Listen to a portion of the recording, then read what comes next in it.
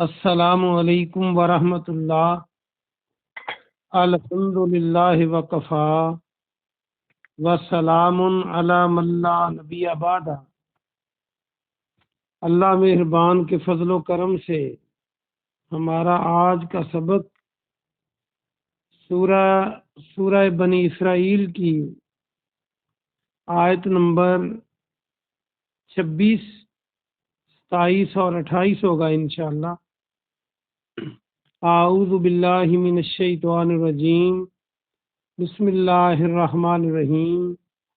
وآتی ذل قربا، اور آتی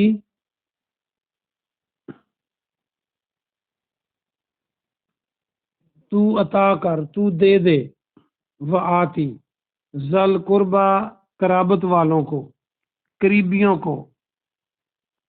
قربا کو دیکھیں تو قریب بن سکتا ہے، حقہ اس کا حق، والمسکینہ اور مسکین، وابن السبیلی اور مسافر۔ میں نے بتایا تھا ابن بیٹے کو کہتے ہیں، سبیل راستے کو، راستے کا بیٹا کون ہوتا ہے؟ مسافر۔ ولا تبذر تبذیرا، اور لانا تبذر فضول خرچی کر، اور نہ فضول خرچی کرو۔ یہ جو تبذر ہے اس کا روٹ ورڈ ہے با زال را، بذر۔ بذر عربی زبان میں بیجوں کے بکھیرنے کو کہتے ہیں۔ جب کسان اپنی فصل کاشت کرنے کے لیے بیج بکھیرتا ہے، چھٹا دیتا ہے، تو اس کو کہتے ہیں۔ تو یہ جو بغیر سوچے سمجھے یعنی فضول خرچی کرنا، خرچ کیے جانا، یہ اسی لیے اس کا معنی یہ بھی ہے، تبذیرہ فضول خرچی کرنا۔ با محاورہ ترجمہ سنیں۔ اور قرابت والوں کو اس کا حق دے، اور مسکین اور مسافر یوں کر لیں کہ قرابت داروں اور مسکین اور مسافر کو تو اس کا حق دے اور فضول خرچی نہ کر۔ ان المبذرین، بے شک فضول خرچی کرنے والے، مبذر فضول خرچی کرنے والے کو کہتے ہیں۔ ابھی آپ نے پڑھا، کانو ہیں، اخوان الشیاطین، شیطانوں کے بھائی۔ اخوان، اخوا کی جمع تو اخوت اور بھائی چارہ، اور اخوان اور یہ بھائی آپ بنا سکتے ہیں، اس کا معنی شیاطین شیطانوں کے بھائی ہیں۔ وکان الشیطان، اور ہے شیطان، لرب ہی اپنے رب کا، کفورا بہت ناشکرا، کفورا کفر کرنے والا، بہت ناشکری کرنے والا۔ با محاورہ ترجمہ دیکھیں، بے شک فضول خرچی کرنے والے سب شیطانوں کے بھائی ہیں، اور شیطان اپنے رب کا بہت بڑا ناشکرا ہے۔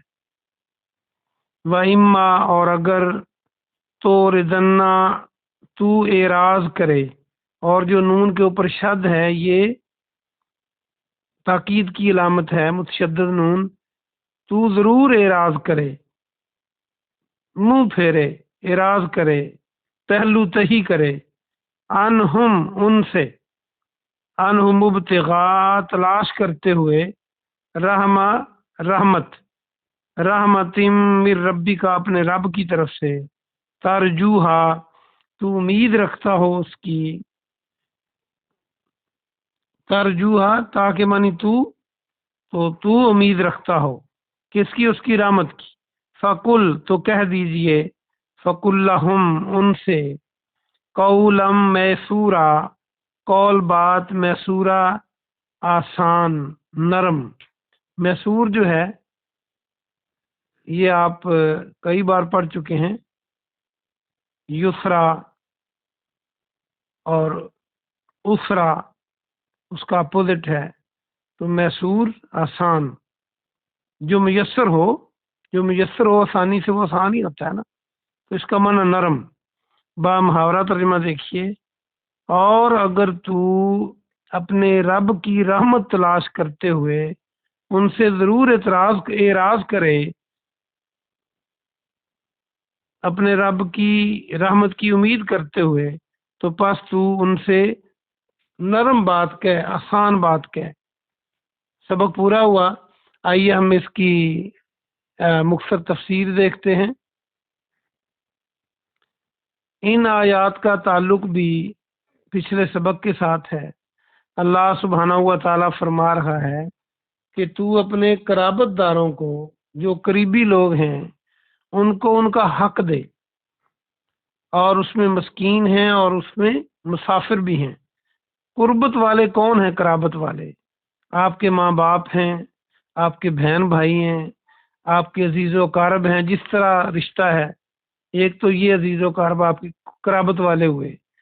کئی قرابت والے شادی کی وجہ سے بن جاتے ہیں، جیسے بیوی کے رشتہ دار ہیں، بیوی کے والدین ہیں، یا پھر خامد کے رشتہ دار اور اس کے والدین، یہ سارے۔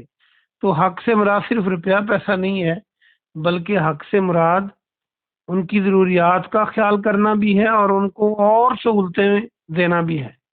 جیسے ان سے اچھی گفتگو کرے، وہ آئیں تو ان کو وقت دے، ان کی دیکھ بھال کے لیے کبھی ان کے گھر چلا جائے، ان کو ان کی خوشی غمی میں شامل ہو جو شرعی طور پہ درست ہو۔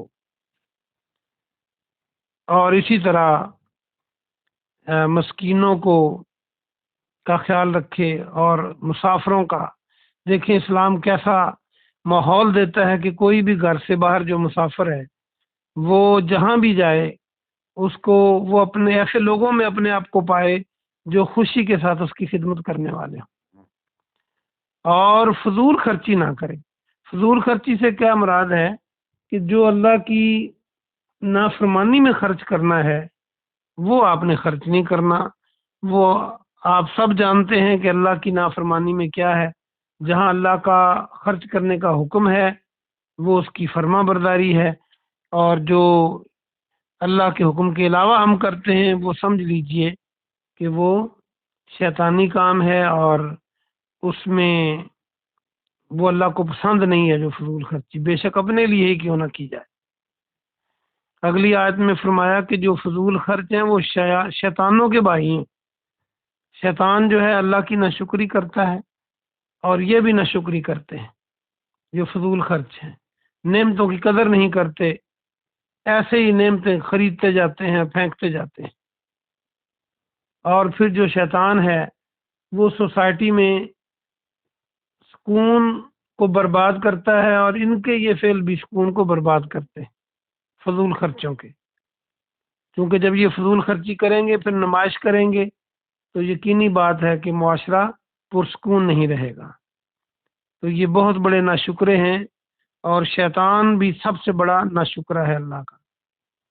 تو فضول خرچی، جہاں کئی لوگ کہتے ہیں جی اس میں قرآن اور حدیث میں واضح حکم نہیں ہے اس کام کے کرنے کا، اگر اس میں فضول خرچی ہے تو اس آیت کے تحت تو آ گیا حکم۔ اگر فضول خرچی ہے، کوئی کہتا ہے میں جی سالگرہ مناتا ہوں، اگر میں ثواب سمجھ کے نہ مناؤں تو منا سکتا ہوں۔ اب دیکھیے، ثواب سمجھ کے تو منائے گا تو بدعت ہو جائے گی، اور اگر ویسے فضول خرچی کرے گا تو پھر اس میں آ جائے گا۔ اس طرح کی اور بھی مثالیں آپ دائیں بائیں دیکھ سکتے ہیں۔ اگلی آیت میں فرمایا کہ اگر تو رب کی رحمت کی امید رکھتے ہوئے، اس کو تلاش کرتے ہوئے ان سے اعراض کرے، کن سے؟